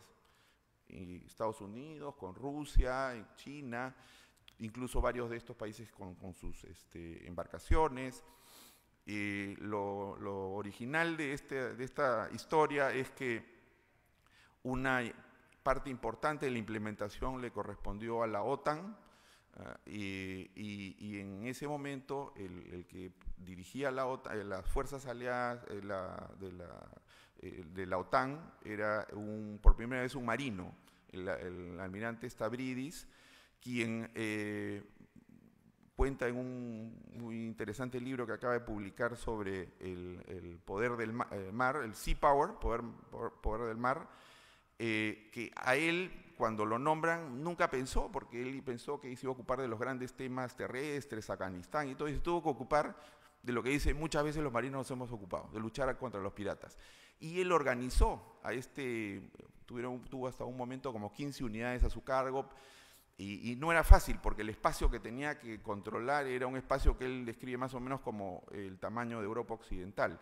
Con 15 unidades, como meter 15 patrulleros para controlar Europa Occidental no era fácil, así que tuvo que organizar que los barcos vayan en convoys, desplegaron sus mejores sistemas de radares, los AWACS, los Orión, intervinieron, y en pocos años, ¿no? 2012, ya prácticamente 2013 estaba el tema controlado. Es un caso muy exitoso. Él cuenta escenas, aquí, bueno, aquí está de la captura, por ejemplo, con esas embarcaciones pequeñas actuaban los piratas. Él decía pues que lo fácil era en algún momento detenerlos, pero ¿qué pasaba después? Con personas sin documentos, personas que no pertenecían a un estado en particular. Entonces eso complicaba, y la industria marina, la industria marítima también participó en el control de esta piratería. Lamentablemente, este caso exitoso de Somalia, como pasa en muchos problemas en el mundo, cuando uno aprieta a un lado, aparece en otro lado, y ha aparecido en el Golfo de Guinea, al otro lado de África, una zona que es muy activa por el comercio internacional de petróleo y de gas de estos países que son mucho más ricos que la otra costa, y nuevamente es el tema de la piratería y también de alguna manera asociada a grupos terroristas. Ahí actúa el Boko Haram, ¿no? En Nigeria, en la zona del lago Chad, que es un grupo que ha surgido por precisamente la situación de pobreza que se vive en esa zona. En ese sentido, este tema de la piratería probablemente siga tratándose en el Consejo. Hasta ahora solo hemos tenido reuniones de tipo informal, pero también ya ha habido un pronunciamiento, un documento que no tiene el peso de una resolución, pero ya es un documento de la Presidencia, aludiendo a la necesidad de que se tome más conciencia del problema que se está viviendo en el Golfo de Guinea. Esto, además, para países como nosotros, nos parece muy remoto, pero en el Golfo de Guinea hay un tráfico también de estupefacientes, que muchas veces viene de América del Sur, pasa a Guinea y de ahí va a Europa. Hay miles de millones que ya se han detectado de tráfico de cocaína que va a Europa y pasa por la zona del Golfo de Guinea. En Libia también se vive una situación muy difícil y también el Consejo de Seguridad ha actuado. Hay resoluciones después de la intervención en Libia de 2011, pero el país lamentablemente ha entrado en una situación de gran inestabilidad y se han generado tráfico de migrantes hacia el norte, hacia Europa, tráfico de armas, y el Consejo de Seguridad ha adoptado resoluciones de embargo de armas y una resolución muy importante que autoriza a navíos de otros países a inspeccionar a barcos libios sospechosos de hacer tráfico de armas y tráfico de personas. Este es uno de los temas que también es tratado en el Consejo de Seguridad. Finalmente, otro tema que está vinculado indirectamente al Consejo es el tema del cambio climático, porque como sabemos el cambio climático se ve en el marco del Convenio Marco de Naciones Unidas contra el Cambio Climático, se ve en organismos como el UNEP, que es la Organización de Naciones Unidas para el Medio Ambiente, y en el Consejo de Seguridad no se trata directamente el tema, pero hay muchos países que ya vienen señalando durante los últimos años que muchos de los conflictos están asociados al medio ambiente, porque las sequías que se dan en países como el África generan pobreza, inestabilidad y aparición de grupos violentos. En ese sentido, uno puede encontrar causas profundas de estos conflictos asociadas a estos problemas derivados del cambio climático. Les contaba que en Somalia, por cambio climático, por contaminación marina, también las capacidades de pesca se redujeron notablemente y esto promovieron estos actos de terrorismo y de piratería.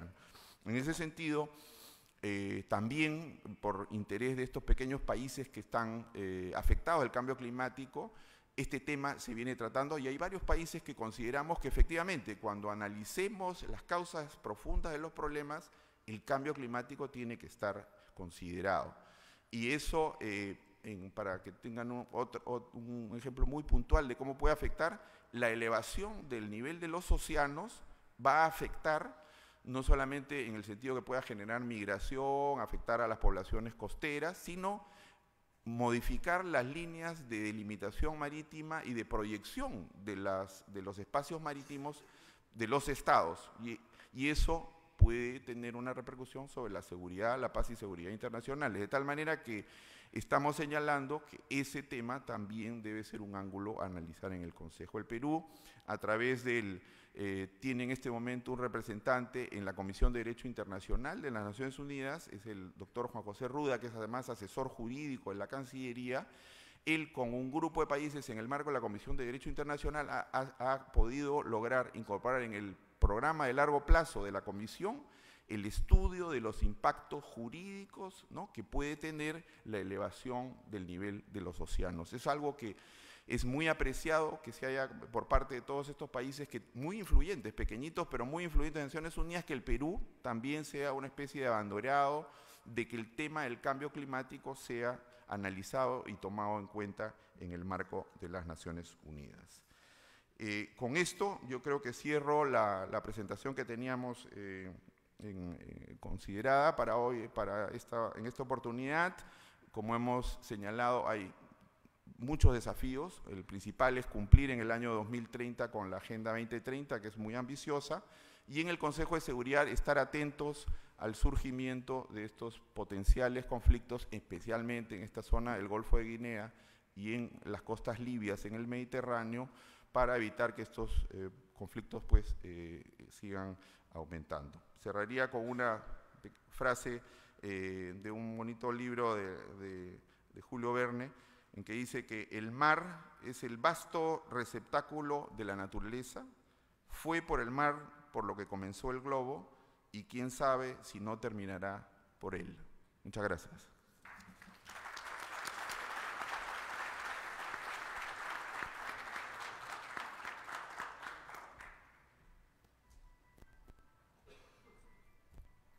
Muchas gracias, embajador Gustavo Meza Cuadra, por la brillante presentación y hacernos conocer todos los temas que se manejan en las Naciones Unidas. Bueno, me corresponde ahora hacer algunos comentarios, pero quisiera que me permitieran brevemente hacer unos pequeños apuntes y precisiones. ¿Cuál es la importancia del mar? Actualmente abarca más de 360 millones de kilómetros cuadrados, como se señaló, más del 72% de la superficie terrestre. Un estudio de la NASA indica que la vida en la Tierra comenzó en el fondo del mar hace 4.000 millones de años, cuando obviamente la superficie no era como es actualmente, y se ha comprobado que el plasma marino y el plasma humano tienen la misma identidad física, química y fisiológica. Este medio es el ecosistema más importante de la Tierra, y desde el principio de los tiempos ha sido fuente de alimento y la principal vía de comunicación de transporte y comercio, por lo que la preocupación por los asuntos del mar tiene una larga data, que inicialmente fue por discrepancias entre el principio de la libertad del mar y el deseo de apropiárselo como patrimonio de los estados. A mediados del siglo pasado, la preocupación fue por el impacto de las flotas extranjeras en la explotación de los recursos pesqueros costeros y que generaron diversas iniciativas políticas para la defensa de los derechos nacionales sobre esos recursos. Es así que en 1947 en el Perú se declaró que el Estado ejerce soberanía y jurisdicción nacional sobre la plataforma continental adyacente a las costas e insulares, así como también sobre el mar adyacente a dichas costas, con la finalidad de proteger, conservar y utilizar los recursos y riquezas naturales de toda clase que en él o debajo de él se encuentren. Esa soberanía y jurisdicción sobre ese nuevo y amplio dominio recayó sobre la Marina de Guerra, la Armada Nacional, que comenzó a ejercer con limitaciones en capacidades y medios las funciones que entonces le encomendaba el Estado. Es en este contexto que a través de la Conferencia de las Naciones Unidas sobre el Mar se inició la consolidación de un proceso donde se definen prácticamente todas las cuestiones referidas al mar y sus recursos, y que están contenidos en lo que conocemos la Convención del Mar de 1982. Normas que forman parte del derecho internacional consuetudinario o reflejan principios generales del derecho. Las Naciones Unidas han estado durante mucho tiempo a la vanguardia de los esfuerzos por asegurar el uso pacífico, cooperativo y jurídicamente definido del mar para el beneficio individual y común de la humanidad. Y en la actualidad, como hemos escuchado, hay preocupación en cómo asegurar su conservación y uso sostenible, más allá de la zona de jurisdicción de los estados. En ese sentido, el doctor Mariano Gutiérrez, que nos ha presentado a través de su brillante presentación cuáles son los estudios desarrollados con apoyo del PNUD y encaminados a conocer cuál es el valor de los bienes y servicios de todas las actividades que se realizan en la parte norte de este gran ecosistema, es decir, frente a nuestras costas en lo que es el dominio marítimo de Perú. Hemos escuchado lo que representan las pesquerías industriales, artesanales, las especies costeras como las macroalgas, que con menos del 0.1% de la superficie producimos el 10% de las capturas mundiales, como él dijo. No mencionó, pero lo presentó respecto a la producción de hidrocarburos, petróleo, gas en el norte, la generación de energía solar, eólica, de olas o mareas, el uso del agua del mar para procesos industriales, para la regulación de temperaturas de ambiente, enfriamiento de plantas industriales, el uso del agua de mar para acuicultura en tierra, procesamiento de sales, etc. Asimismo, señaló algo sobre lo que son los servicios culturales ligados al mar: turismo, deportes, recreación, la educación, los valores ligados al mar y principalmente las vías de transporte y los puertos, elementos claves para el comercio exterior de nuestro país. En resumen, tuvo una rápida visión de las múltiples actividades que se conjugan y cuál es la situación del mar peruano, enfocando básicamente en aspectos de pesquerías.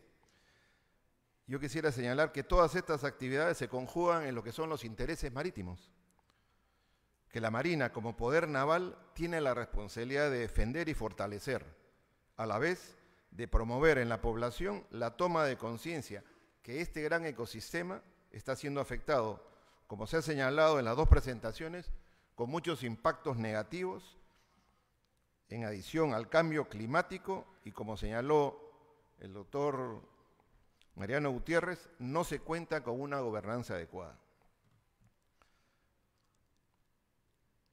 Las descargas contaminan la calidad del agua, los sedimentos marinos, se hace uso de medios que afectan la biodiversidad y reducen la resiliencia, etc. En realidad, recomienda él al final, ante esta situación, que se requiere una gestión gubernamental eficaz, transversal y transsectorial, que involucre al gobierno nacional, regional y locales para que sea realmente efectiva a través de indicadores de gestión. Por su parte, el embajador Gustavo Meza Cuadra nos ha brindado una dimensión del problema desde otra perspectiva. ¿Y cuál es la preocupación que existe en la comunidad internacional respecto de los océanos? Para asegurar la conservación, su uso sostenible, pero la principal preocupación es más allá de la zona de jurisdicción de los propios estados, es decir, fuera de nuestro dominio marítimo en lo que hoy es la alta mar.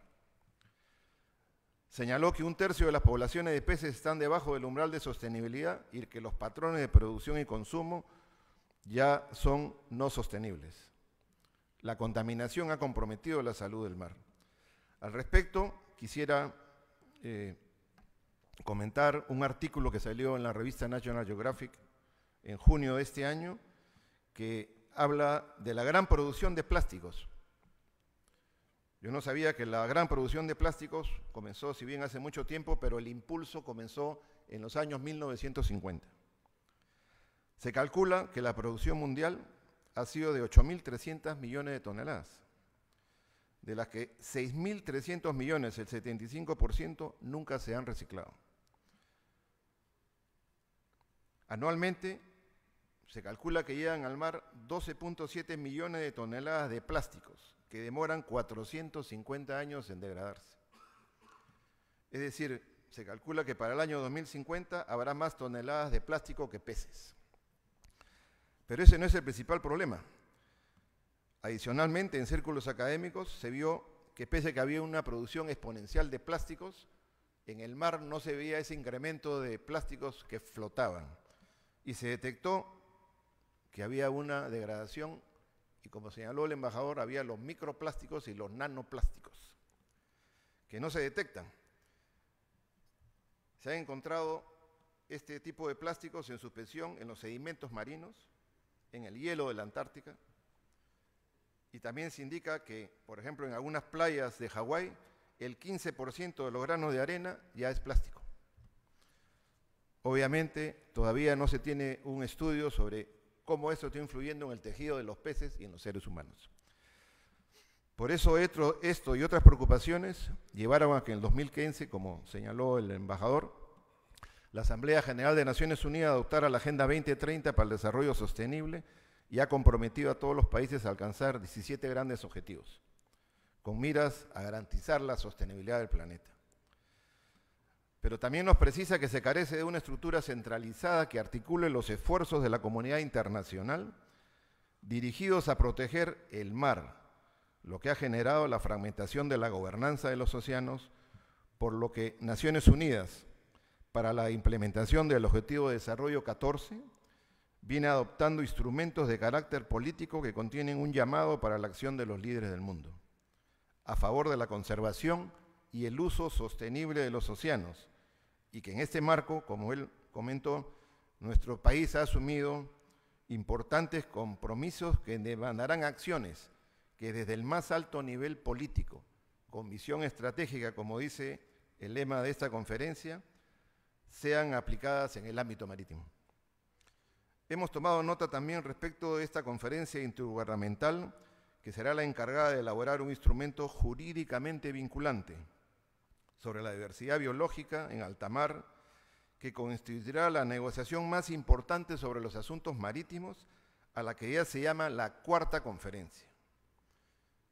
Creo, y es una reflexión final, que tendremos que estar muy pendientes de cuáles serán los resultados de este nuevo instrumento internacional por el carácter vinculante y lo que incidiría sobre los roles que la Marina de Guerra y la Autoridad Marítima tendrían que asumir a futuro, más allá de las áreas de jurisdicción que actualmente tienen. Con esto yo cierro los comentarios y pasamos a escuchar los comentarios correspondientes de nuestros dos invitados. Invitaría al embajador Gustavo Meza Cuadra primero a comentar sobre la exposición del doctor Mariano Gutiérrez y después en viceversa. Mientras tanto, pueden ir formulando las preguntas correspondientes para el periodo que sigue. Gracias.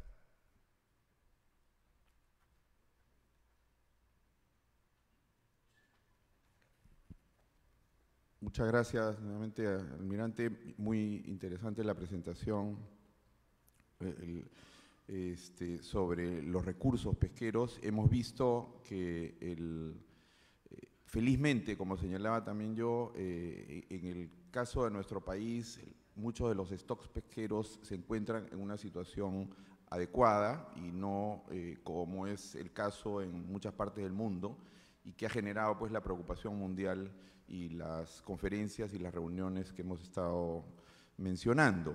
Yo quisiera simplemente destacar que para nosotros los diplomáticos y los negociadores es muy importante el respaldo técnico, ¿no? El conocimiento que hemos apreciado y la información respecto a los stocks que han venido cambiando, como señalado en el caso del Perú, pero se mantiene en un buen nivel.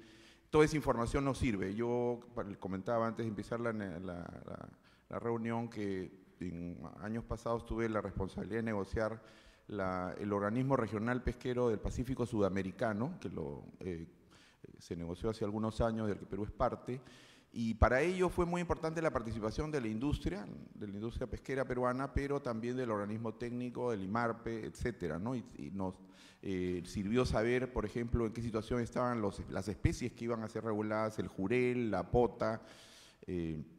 Así que yo quisiera preguntarle al doctor cuál es la situación actual de esas especies, ¿no? Porque en ese momento veíamos cómo el jurel, por ejemplo, el stock del jurel en el Pacífico Sudamericano había decrecido dramáticamente, y por eso precisamente eso fue lo que motivó la negociación. Muchas veces las negociaciones vienen no porque hay una buena voluntad del país y los países tienen un interés por protegerlos, no, es porque ya el recurso se está acabando, o vemos que vienen tensiones muy grandes y recién ahí los negociadores se sientan a la mesa. Muchas veces se dice que a veces no nos preocupamos por el mar o por estas especies que están en peligro de extinción porque lamentablemente los peces no votan, no tienen derecho a voto, ¿no? Entonces, obviamente las autoridades en muchos países del mundo no le dan la importancia debida. Así que esa es una de las preguntas que yo quisiera preguntarle.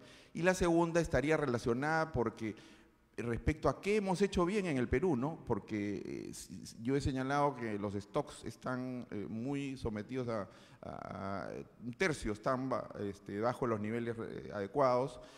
¿Qué ha hecho, qué temas de política podríamos destacar y compartir que el Perú ha hecho bien y que han permitido que especies como la anchoveta y otras estén en niveles adecuados, a pesar de que tenemos una importante industria, como también ha sido señalado? Y nuevamente felicitarlo y agradecerle por la magnífica ponencia. Muchas gracias. Muchas gracias, señor embajador, por sus amables palabras. Yo voy a responder las dos preguntas. La primera referida a la situación de recursos jurel.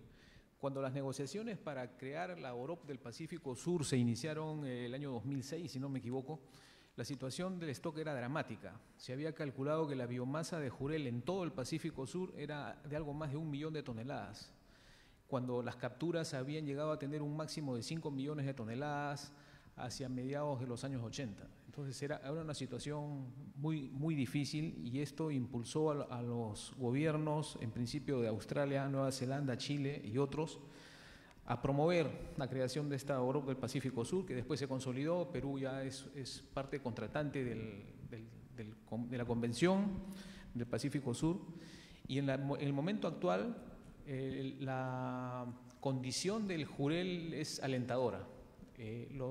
Las conclusiones más recientes del Comité Científico de la OROP, que se reunió el mes de abril en Chile, indican que la biomasa de jurel actualmente es de 2.5 millones de toneladas. Es decir, hay una evidente recuperación. Sin embargo, dentro del comité hay una falta de acuerdo, digamos, ¿no? En el sentido de cuál es el número de stocks que componen el recurso jurel. La posición oficial de la organización, del comité, es que hay un solo stock. Sin embargo, dentro de los grupos de trabajo hay diversas posiciones. El grupo de Perú sostiene que hay por lo menos 2 subpoblaciones, una en el norte del Pacífico Sur, es decir, en Perú, y otra en el centro, en la frente de la costa central de Chile. Salvo esa discrepancia, las condiciones son alentadoras, no es que el recurso ya esté a salvo, ¿no? Se sigue dando una cuota precautoria de pesca anual, y esto se va a revisar el próximo mes de septiembre, dentro de unas semanas en Chile, porque hay una nueva reunión del comité científico y ahí sabremos cuál es la recomendación de cuota para el año siguiente. En cuanto a la segunda pregunta, ¿en qué hemos hecho bien en Perú? Yo creo que la respuesta está en las pesquerías industriales. Las pesquerías industriales en Perú las principales son anchoveta, merluza, jurel caballa, anguila y bacalao. Estas pesquerías son de régimen cerrado. En el caso de merluza y de anchoveta son además pesquerías que se manejan por cuotas. Es decir, hay un esquema de cesión de derechos de uso para lograr contener el esfuerzo de pesca y que no se excedan los límites de captura recomendados por el IMARPE. Yo creo que eso lo hemos hecho muy bien. Y el caso emblemático es el de la pesquería de anchoveta, que después de 30 años, después de la última crisis que se tuvo luego del Niño del 82-83, donde la captura de anchoveta fue cero, hoy en día estamos en capturas estacionadas en alrededor o en promedio de 6 millones de toneladas anuales. El IMARPE el año 2006 recomendó ese límite, es decir, no excedernos de 6 millones de toneladas anuales para asegurarnos que el año siguiente podamos pescar nuevamente 6 millones, y eso se cumplió. Hasta el año 2010, cuando empezó una seguidilla de eventos El Niño. Hemos tenido El Niño 2010, 2012, 2014, 15, 16 y 17. El fenómeno del Niño del año 17 nos cayó del cielo, sin la capacidad de pronóstico que creíamos haber desarrollado demostró que no era tal. Entonces hay mejoras que hacer en el tema de predicción, y ya sabemos lo terrible que fue ese niño en tierra.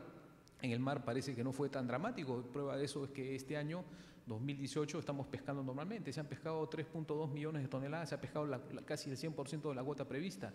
Eso confirma el buen trabajo precautorio que hace el IMARPE, que en años recientes rebajó las cuotas de captura ante la presencia de un niño.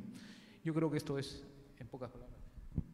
Perdón, no sé si vas a pasar el periodo de preguntas. ¿Cómo estamos en tiempo? Tú nos dices. Estamos bien en el periodo de preguntas, almirante. Estamos en tiempo todavía. Si usted tiene que hacer alguna acotación previa a las preguntas. No, yo solamente quería hacerle una pregunta al embajador Gustavo Menzacuadra, que un poco la señalé en mis comentarios, es cómo visualiza con la experiencia él en Naciones Unidas y en la Cancillería, cómo podría afectar a futuro, sabiendo que nosotros no somos parte de la Convención del Mar, pero se viene un post-Convemar.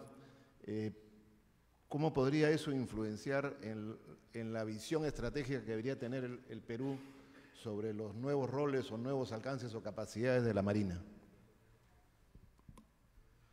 Muchas gracias, general, nuevamente. Almirante, por la pregunta. Los roles de la Marina que yo percibo están relacionados con los problemas que algunos de ellos he mencionado, ¿no? El tema, la piratería es un tema con el que se va a seguir viviendo, la pesca ilegal y no documentada, ¿no? Irregular y no documentada, es otro tema muy grande. Hablaba yo que 20% parece de la captura mundial está en esta pesca que afecta tanto porque ellos no cumplen lo que ha señalado el doctor, que es las normas, las limitaciones, las vedas, etcétera, ¿no? Entonces, por ese lado es importante que se pueda tener un rol.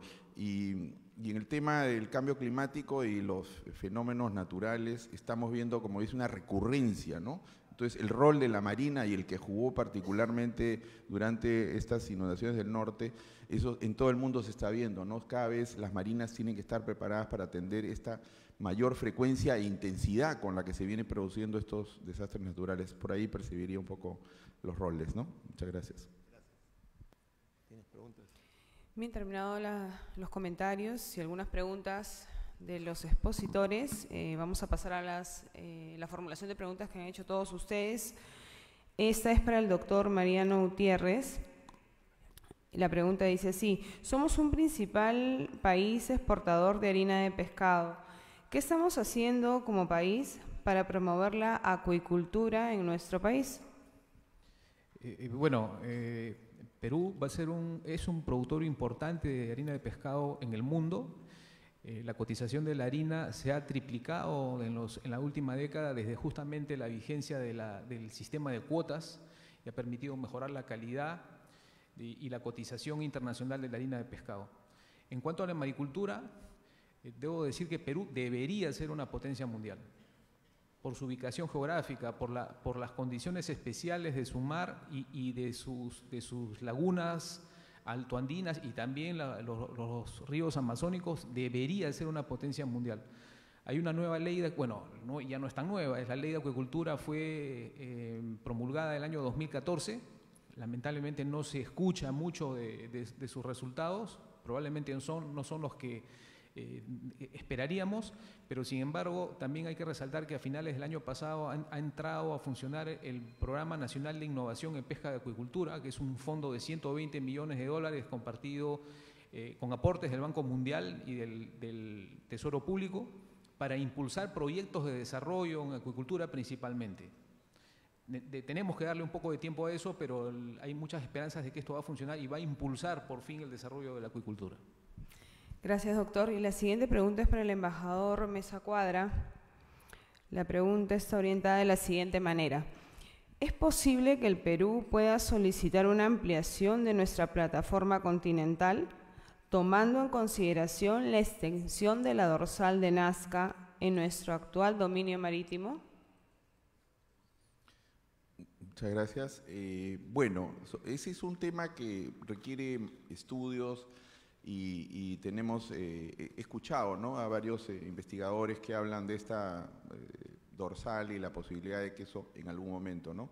Hay un elemento que ha sido mencionado por la almirante, que el Perú no es firmante de la Convención del Mar, ¿no? O sea que ese es otro elemento que también habría que considerar. Es una cosa muy teórica que por el momento creo que remota. Gracias, embajador. La siguiente pregunta es para el doctor Mariano Gutiérrez. ¿Podría hacer un breve comentario sobre los cambios de cada uno de los GEMS y en qué etapa estaríamos en la actualidad? Existe un programa de aguas internacionales del PNUD financiado por el Fondo Mundial Ambiental y que esto representa 20 proyectos internacionales GENCH. O sea, hay otros 20 grandes ecosistemas marinos que están bajo el mismo sistema. Entonces, hay todo un sistema de comunicación interna entre estos 20 proyectos y hay varias reuniones anuales en las cuales se comparten experiencias, se comparte lo bueno, lo malo y lo feo de lo que ocurre en cada uno de estos grandes ecosistemas y se busca generar documentos de lecciones aprendidas. El GENCH de Humboldt ya tiene un documento que es el diagnóstico ecosistémico, que ha sido resumido en mi presentación más temprano.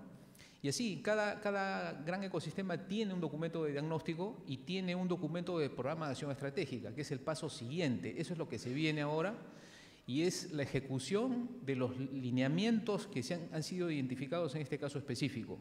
Ese proyecto debe empezar a fin de año y va a durar 5 años más.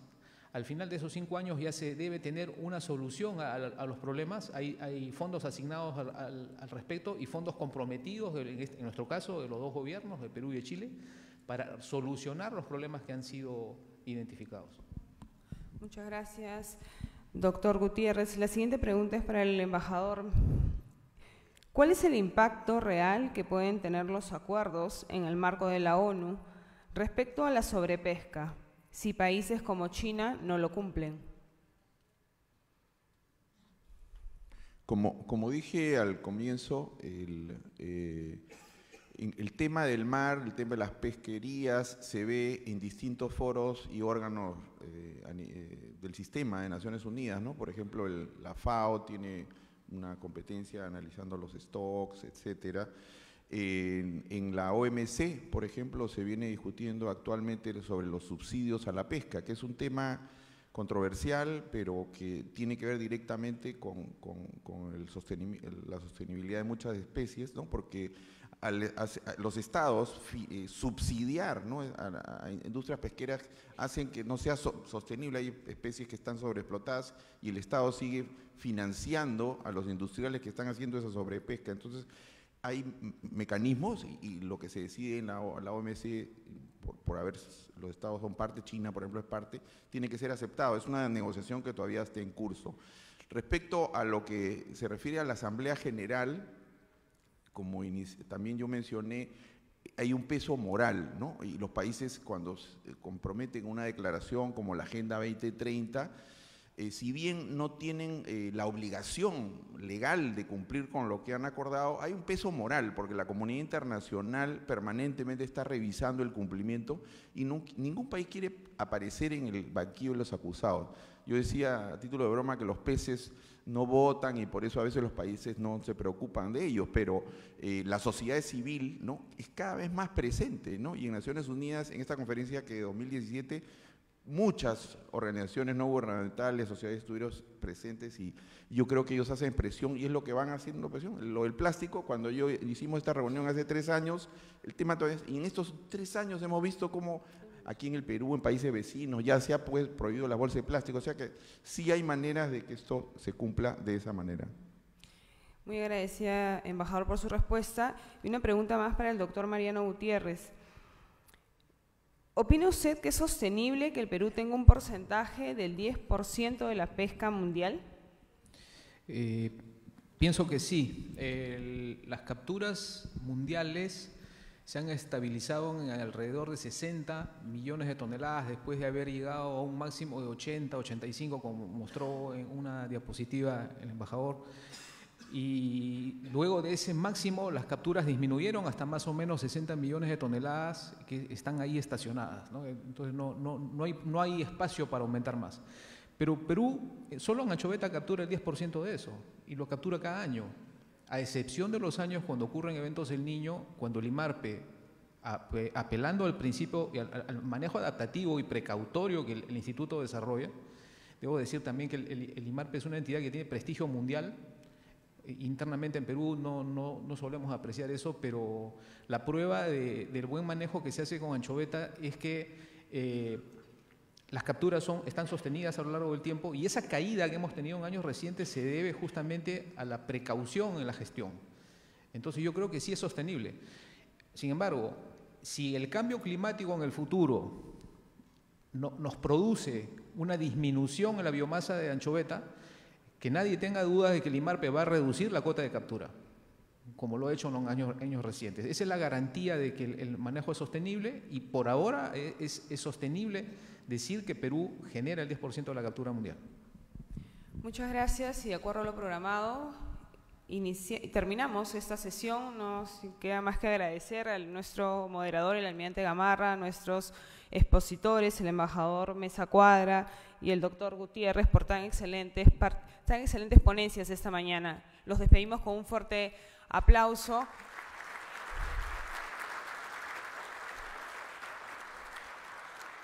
Y los invitamos a que puedan pasar al coffee break que está servido en la parte externa de este salón. Muchas gracias.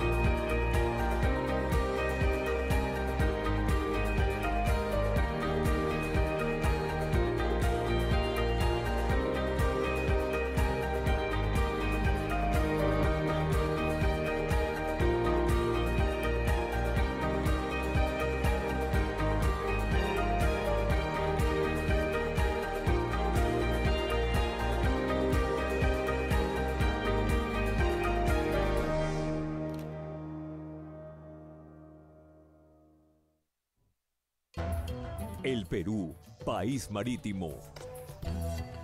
Desde tiempos remotos hasta el día de hoy, el mar ha sido sustento y vida para el hombre peruano. Con más de 3.000 kilómetros de costa, el potencial de nuestro mar para las más diversas actividades productivas es el gran valor con que cuenta el país. Comercio marítimo, pesca, cultura, turismo, actividades náuticas deportivas, explotación de hidrocarburos y otras actividades que racionalmente explotadas y administradas asegurarían un firme rumbo para alcanzar el desarrollo como nación. Para tal efecto, el gobierno peruano desarrolló el proyecto de creación de la Comisión Multisectorial Permanente de Acción del Estado en el ámbito marítimo, por sus siglas COMAIM, con el fin de integrar y articular acciones coordinadas y trabajar con eficiencia con todos los sectores involucrados y buscando además la fundamental adhesión de la población en este esfuerzo por preservar y explotar racionalmente nuestro mar y sus recursos.